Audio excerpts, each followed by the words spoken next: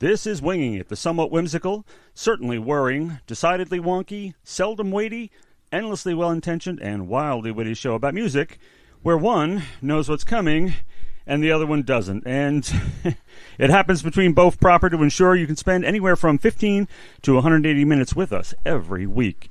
And by now, you're all sitting there going, okay, this is the part where Christina says she's doing it and David doesn't know anything, therefore he's just been allowed to coast this whole time.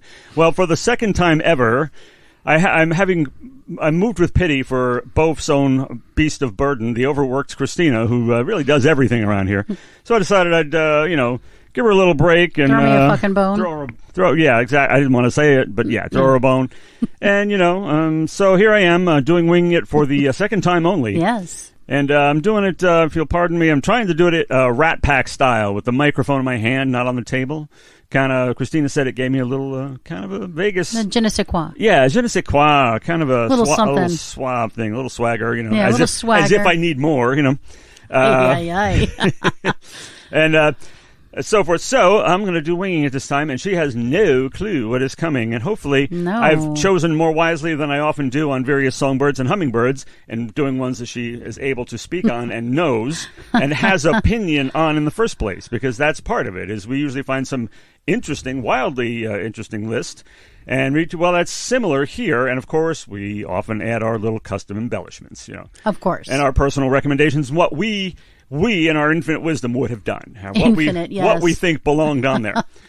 And tonight, Christina's going to have to come up with a title for this one for the listing, because I don't know what to call it. But, I have it as TBD right now. TBD, yeah. I mean, seems fitting. The theme in generally stated is, hello, you love us? First songs from first albums. Wise choices? Or something like that, So, you know what I'm talking about here anyway. You can come up with something pithy, I'm sure, about it. She's a master marketer. See, I thought I was doing okay with Butterflies and Hurricanes, but honestly, does she market brilliant? That's why you're listening. It isn't because you want to hear me. It's because of the marketing. I think it's probably a little bit of both. Yeah. They don't want to hear me, just you and the marketing. No. That's what it is. You and the marketing. All right, now, so they say you never get a second chance to make a first impression. And incredibly, even musicians seem to understand this. Now, rock stars might not always be known for displaying good judgment or making wise choices, as we've dabbled in that subject. But even these overgrown children often evidence an uncanny wisdom in how they choose to introduce themselves to the world.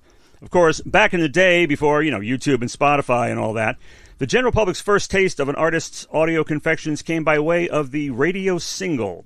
In many cases, they were also the first album tracks anyway, but not always.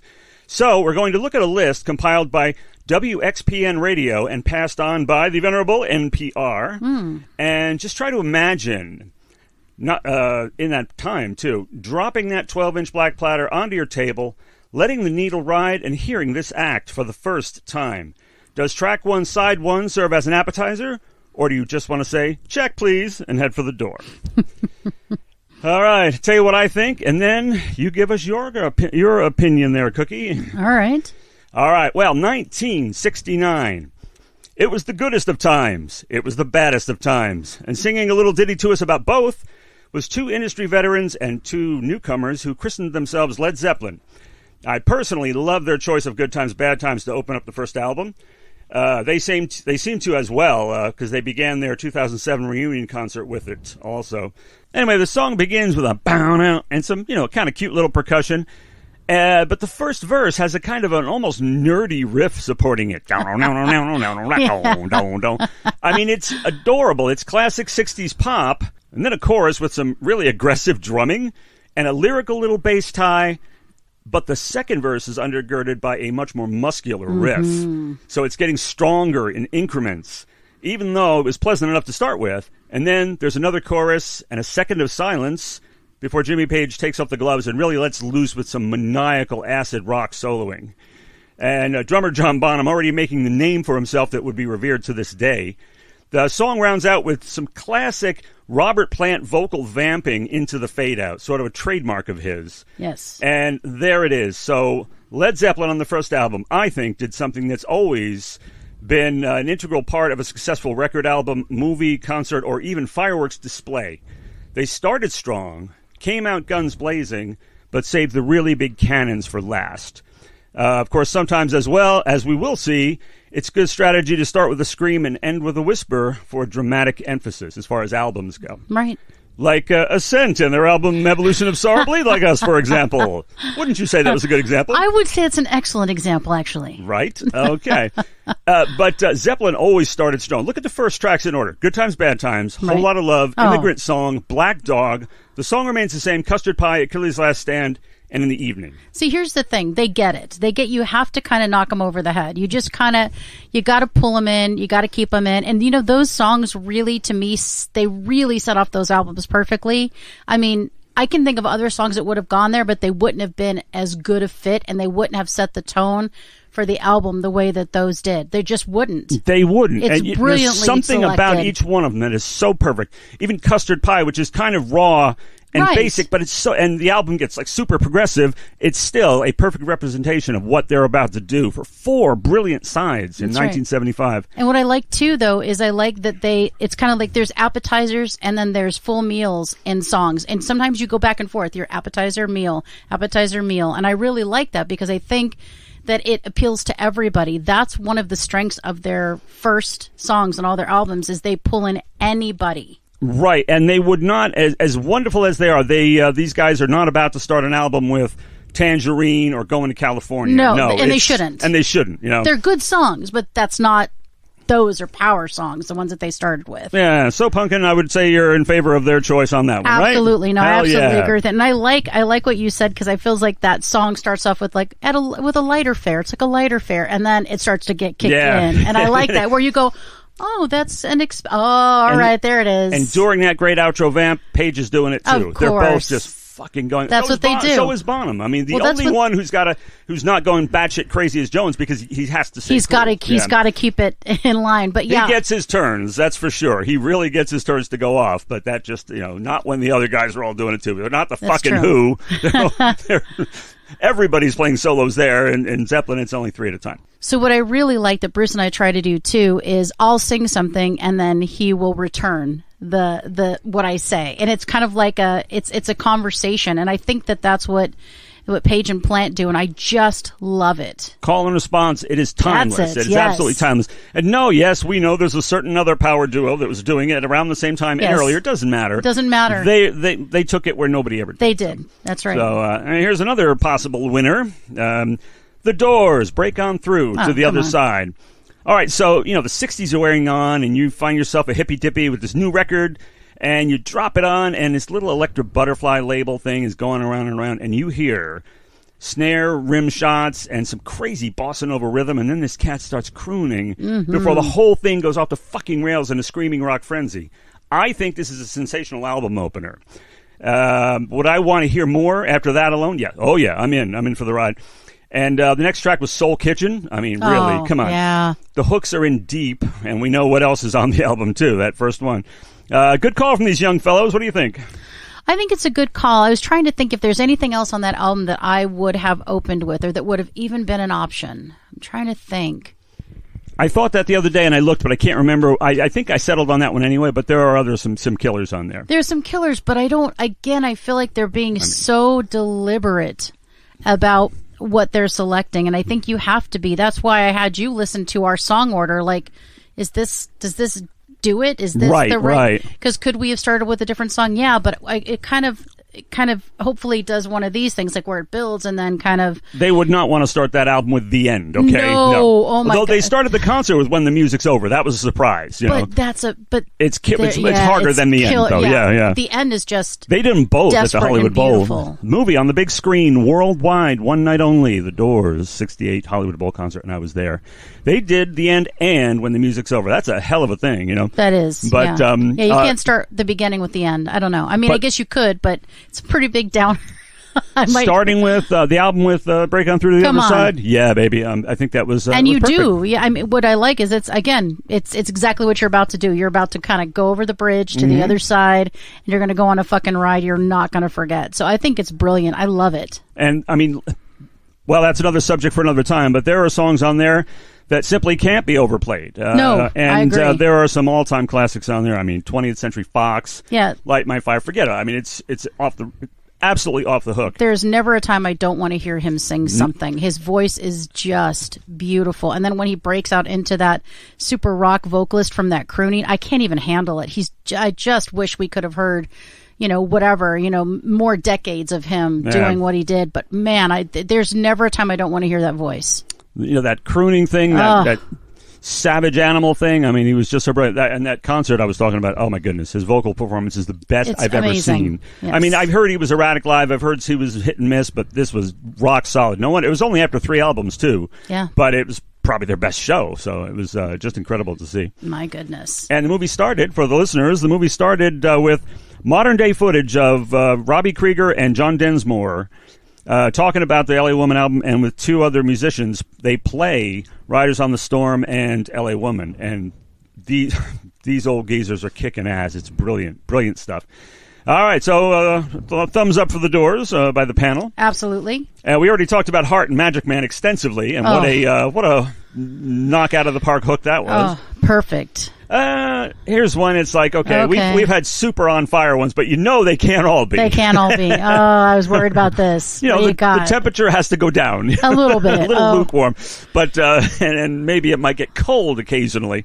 The Eagles, Take It Easy. I mean, honestly, it's considering their sound at the time. I suppose it makes sense, but it doesn't blow your hair back exactly. No, it doesn't. No, and I don't even know if it sets the tone for the album well. That's my problem, too, is I don't think it does. Yeah, and I don't know what they could have picked. And when I'm thinking about what a choice it was, I'm confining myself only to that album, of course. At the time, they had the choice of starting with something. So far, they've really done it up. I'm not so sure about this one, but I'm offhand, I can't remember exactly what's on it. Yeah, so, but Take It Easy, no matter what's on it, even if that was going to be there, they thought their runaway hit. No fucking way. The hit can be the second track, though, or the 8th track, or anything. Because that is not one that if you're going to drop that needle on my album, I don't want you to hear that first. Well, I don't. That's a B-side to me. I apologize, but it's a B-side. Oh, wow, a B-side even. Certainly not a first track. No. But however, it's going to get a lot colder because to me, this is a real flop coming up. Uh-oh. Okay, that was not a good choice. Neither was the disastrous choice of Billy Joel. She's Got a Way? Really? That's what you open with? And there's this really fast-driving piano rocker on there called Everybody Loves You Now. That would have been the way to go in my book. I'd have to say things worked out pretty well for Billy after all, though, didn't they? Yeah, I don't think he's crying anywhere in the corner. But in retrospect, if you were there, if I were advising him, friends don't let friends start albums with songs like that. No, I would have said, you got to have something a little more mid-tempo, up-tempo. I mean, I just don't think, unless you're Barry Manilow. I think if you're Barry Manilow, you can totally get away with that, and I think it actually makes fucking sense. It might make sense, although really, he usually has a rocker at start. Yeah, absolutely. Even Barry Manilow, Billy, what the fuck? I mean, I have three of his albums, and he's a hell of an arranger, and he's a hell of an album arranger.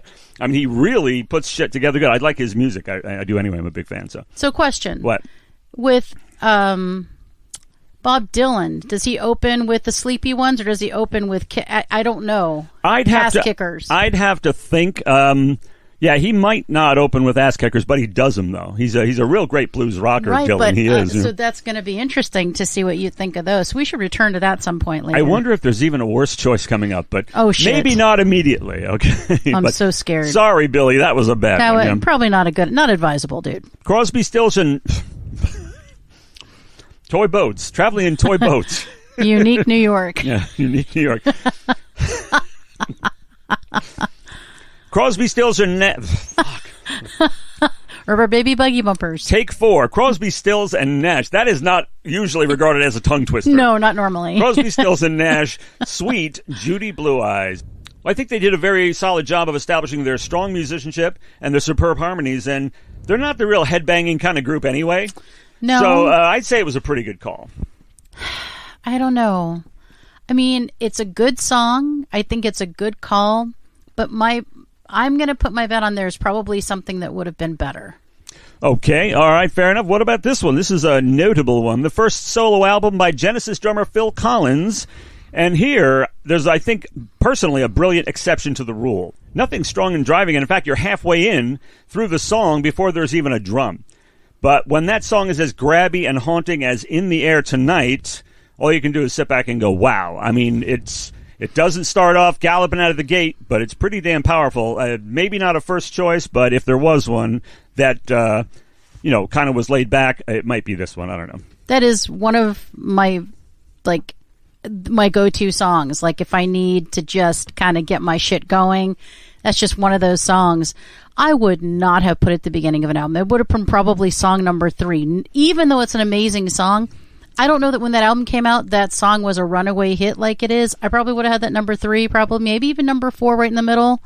I'm not sure I would have had that first. So a little more rockin', even something. Yeah, a little, maybe even more a like pop, anything. Something. Give me something more than that, than no percussion, and then finally it kicks in.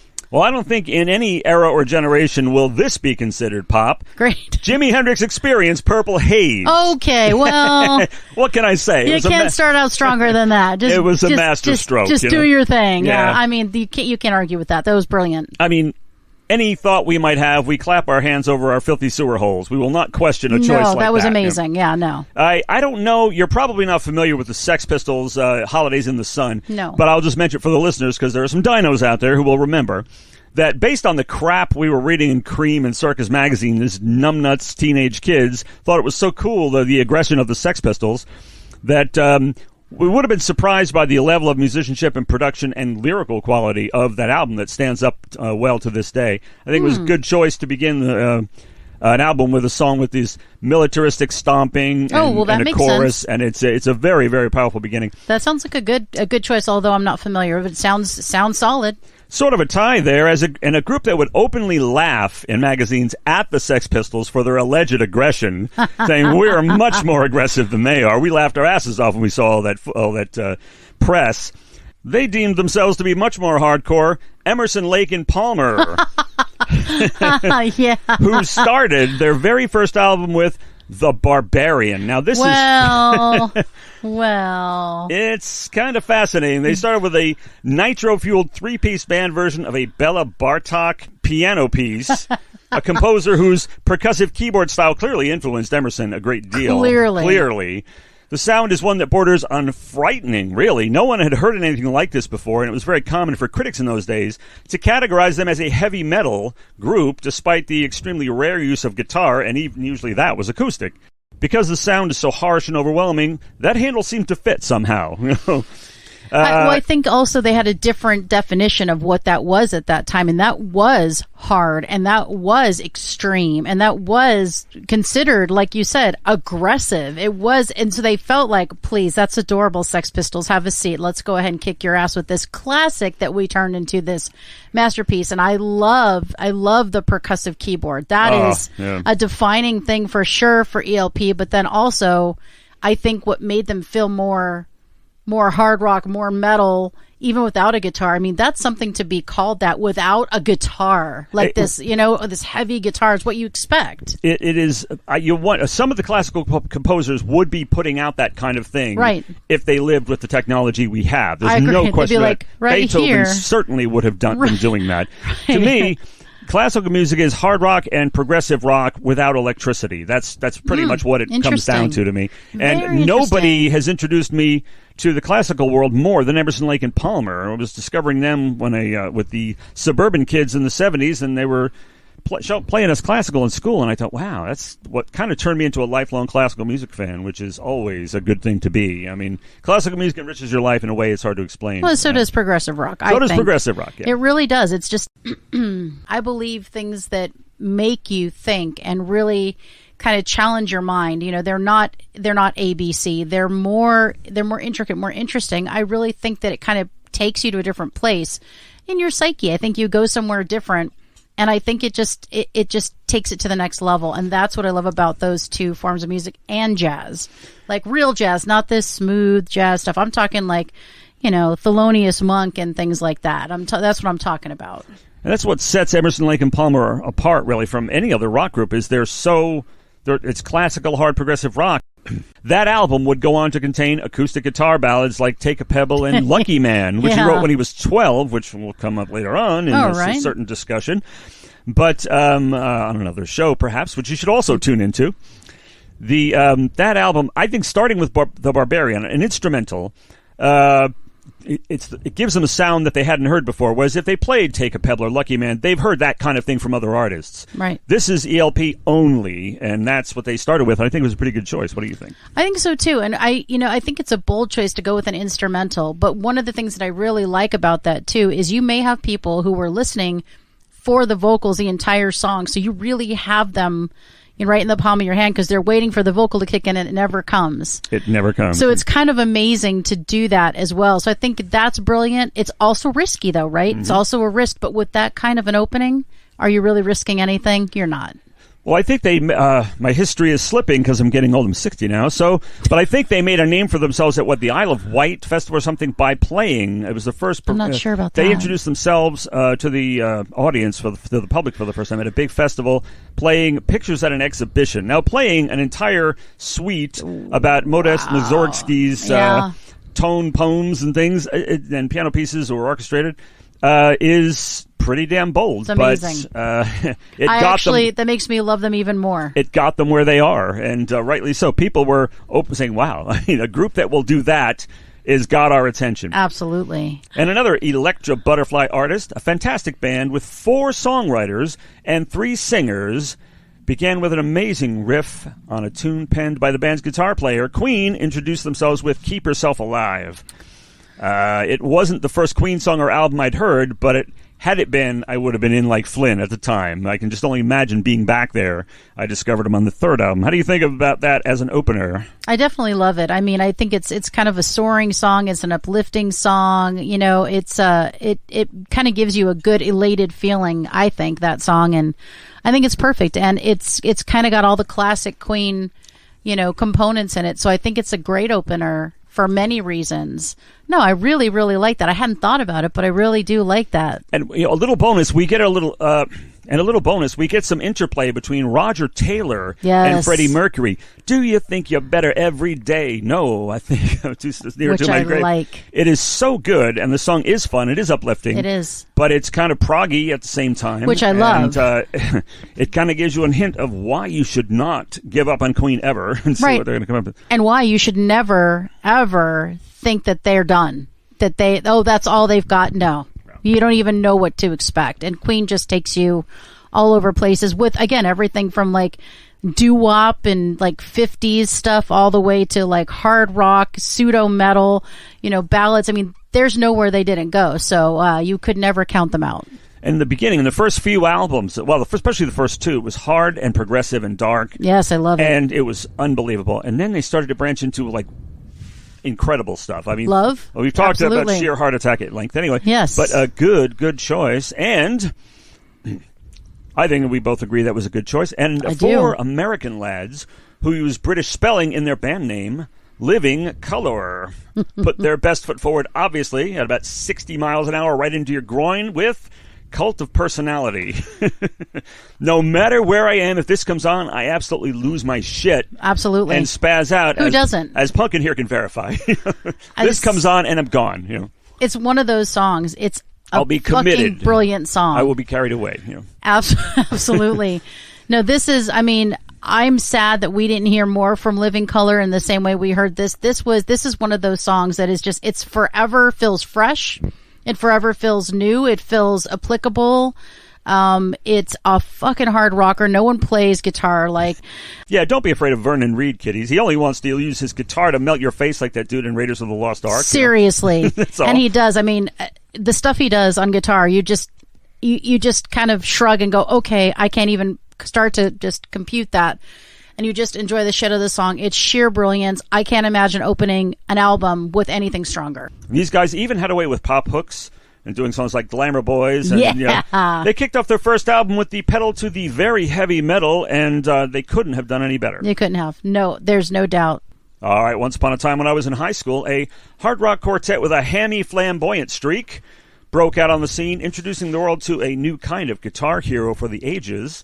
And as strong as Van Halen's first track, Running with the Devil, was, Eddie VH held back the real six-string fireworks a bit after that particular number. And then we got Eruption and their Kinks cover, You Really Got Me, hot on its heels. I remember hearing this for the first time, being in high school. Yeah, boom, boom, boom, boom, boom, boom. Hell yeah. Yeah. I was gone, baby, gone when I heard that. Absolutely. So what do you think? Good choice? Oh, an amazing choice. Absolutely. I can't think of anything that for that particular album that would have started it off better. I mean, I'm trying to think of all the songs that are on that, but that one just, like you said, the way it starts, it's just like, oh, God, it hits so ends hard. with like On Fire, and they got like Atomic Punk in there. I mean, it's like we didn't know what hit us. No, and that's you're going to get so much more of that. So it seems perfect, but I'm just, absolutely. Oh my God, yeah. A great way to start an album. Shit. Yep. Great way to start an album and a career. A career. How the mighty have fallen, though. Uh-oh. Another band member going solo. Paul McCartney leads off with, wait for it, the lovely Linda. No, really.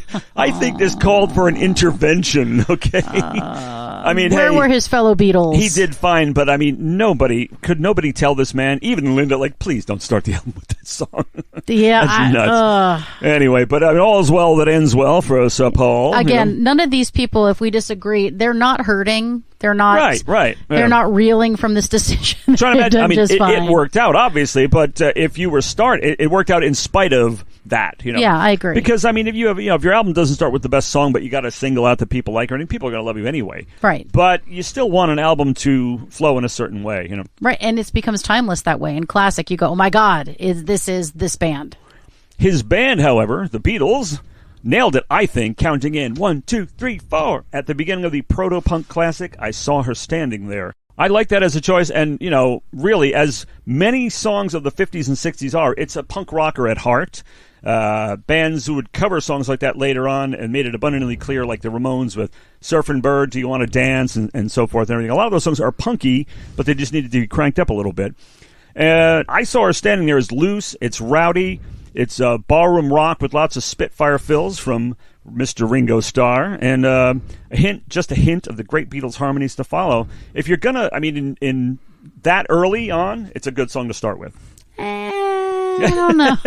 I feel like that's pretty pedestrian, that song. I mean, I don't get that from it. I feel like it's just kind of it feels a little saccharine, and it feels a little kind of, I mean, based on some of the other stuff, I don't know that I would have started with that one. I'm not saying it's a weak start, but I probably would have picked another one. I think you're just too hardcore. I think that establishes the Beatles as a rock and roll band myself. I don't know. Anyway. I mean, I didn't say it was cute. Thank heaven for that. It's not cute. It's a good song. Oh, Sir Paul might come up in discussion also later on. Perhaps not in the best light either. Oh my. Nothing for me. Nothing for me. I was going to say it can't be. Not me, no. All right, but he already knows that you picked you picked Lennon over him, though, right? So, I mean, you can't go much further back down with him than that. Things have been a little rocky with Sir Paul since then. I shouldn't have outed myself on that. Speaking of punk, the band that galvanized the whole thing and even influenced the British, who we bloody wankers sometimes think of as having invented it. Whenever anybody does punk, they throw a British accent in there. It's just because it's so punk. Yeah. I do that. Does. You do. Me. Roll, you bloody wankers. Yeah, you do. Yes, for sure. But the Ramones were four delightful New York lads who, unable to simply figure out how to play the Beatles or Alice Cooper songs, came up with a whole new bag of their own. Singing to us about Cretins, Pinheads, Sniffing Glue, Chainsaw Massacres. Perfect. Perfect, right? And such in the most winsome imaginable way. Kicked off their debut with the immortal Blitzkrieg Bop. Okay. Come on now. Exhorting their audience with a friendly, hey ho, let's go. Come on. I was around back then, and I went along with that too. So I don't know if it's friendly. It's like, hey, ho, let's go. It's a little unhinged, as the Ramones should be. They sang about the wackest shit. They did, but worked. You didn't even notice. You didn't even care. Ritual sacrifices and things like that and everything. It's all their bag. That's what you got to do. You got to kind of shroud it. Yeah. You can get it by, but you got to kind of, it's got to be cloaked. But no, when you absolutely. have that much fun, you can do anything. I even like the darker, heavier stuff that they did later on. I do too. No, I like the darker, heavier stuff too. But that and song the early fun. Good choice. I mean, come on, that song. Even if you don't like punk, how could you not like that song? Well, we know who liked punk. Little segue there, because wow, we're staying on theme purely by accident, I assure you. There was a group of Irish lads who were very much influenced by punk. Oh, interesting. Even working Joey Ramone's name into I know a who song they are. title. I know who they are. And took their name from a military plane. U2 Oh, put their most rocking foot forward, I think, with an explosive track called I Will Follow. Come on. Hell yeah. They're not the hardest band in the world, but this is a ballsy but uplifting track that might not be typical of their sound, but definitely endeared them to us, don't you think? well, it was pretty typical of at the time. They were punk. They were really kind of raging against all kinds of machines. They had, they had battle cries. I feel like it is part of what they do. This was the more crunchy, kind of grungy, punky side of them, and I really like it. And I think I Will Follow is something that, even again, if you don't like punk, you're gonna like this song. It's just one of those, walk away, walk away, walk away, walk away. I will follow. I mean, come on. It's kind of like the, hey, ho, let's go. I mean, it's there. So I think it's a great way to start out an album. It wasn't too pithy. It wasn't too weepy. It was perfect. It was even kind of a little bit of, dare we say, gasp fun. Yeah, I a little know, bit, right? a tiny Hey. bit, as much as Bono will allow, He allows plenty. Have you heard? Oh, I know. Are you fucking kidding We're me? talking about The Fly here. Yes, I understand. Okay, that. you better. You better recognize. I gotta rile Christina up. It's getting late, You better recognize. It's getting a little late. She drove a long way. I gotta wake her up, All right, so we agree again, not to disagree so far, but actually, there was a little disagreeing, yeah. And another band that started off their recording canon with a great rocker, not that typical of their sound, was the Police with Next to You. It's a wonderful, energetic, absolutely frantic song that works its magic because it casts its glow over all the songs to come on the album. So, what can I do? All I want is to be next to you. I mean, priceless. I love this. I love this, and I love these guys. I think it was a good move. I think it's a good move. I don't know that there wasn't a song on that album that I would have picked over that one. I think there probably is.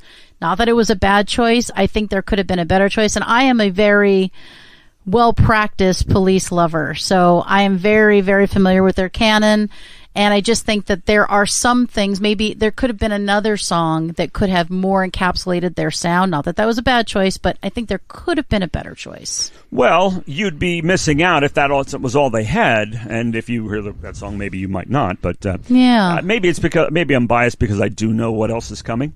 But at the time, I'm trying not. The whole idea of this is not to do that. But I fucking heard the thing already. Okay?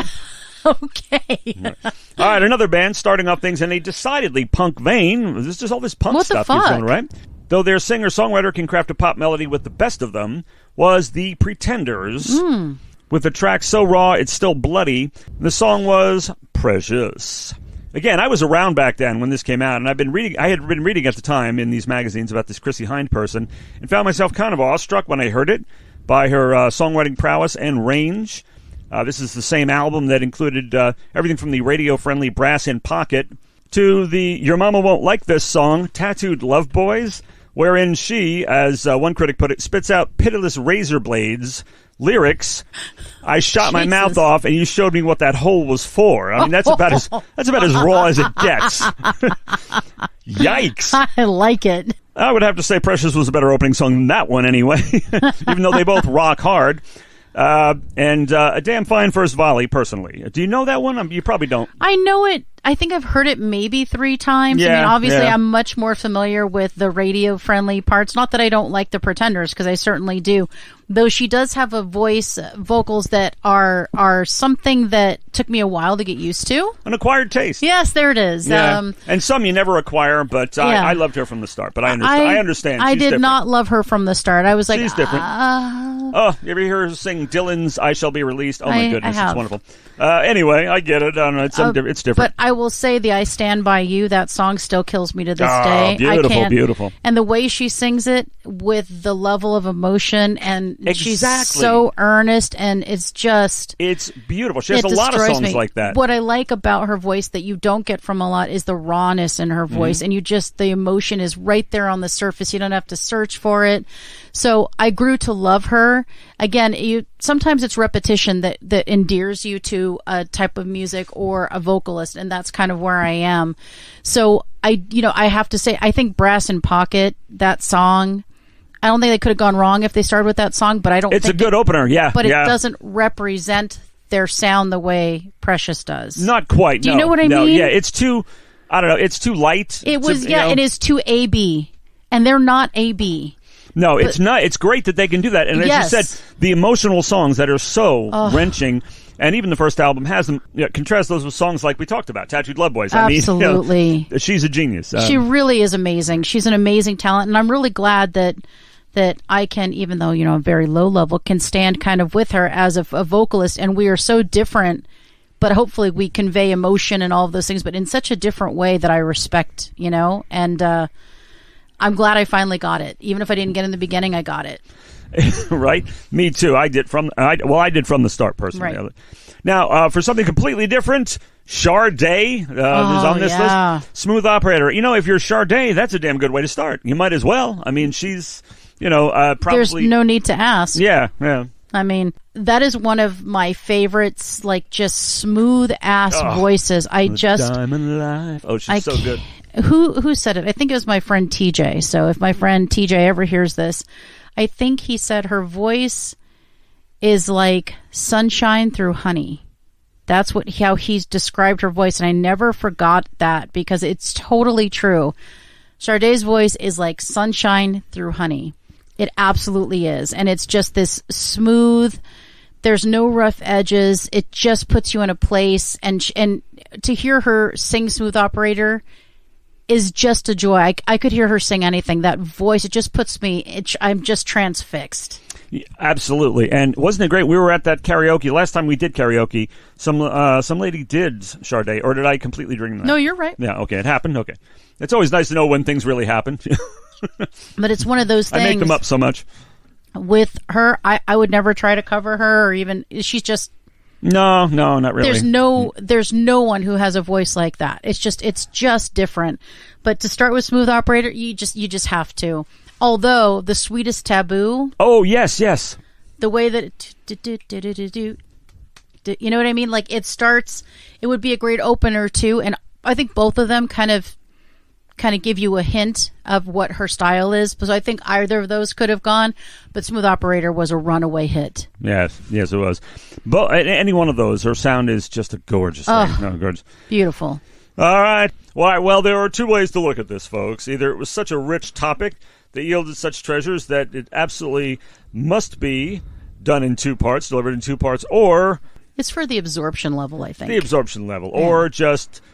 uncontrolled babbling. No, I think I would do say that. it was rich. I think it was mining. We were mining. I like that. Yes, we're miners. So that produced a show not too long by any stretch, no, as far of course as I'm not. concerned. However, or me. Since winging it is supposed to be a little more brief, typically, we're going to cut it into two because it's more than twice as long as anyone we've done in a while. Right. So. Tune in next time, every couple weeks, to whatever it is. Follow us and tune in boafonair.podbean.com, as in birds of a feather on air.podbean.com, and any other platform you can find us at BOAF especially. There are lots of birds of a feather, but BOAF on air, that's us. That's us. Anyway, so we shall see you next time. But there's no salutation, there's no closing greeting for that. No, I think we just say until next time. Ellipsis. ...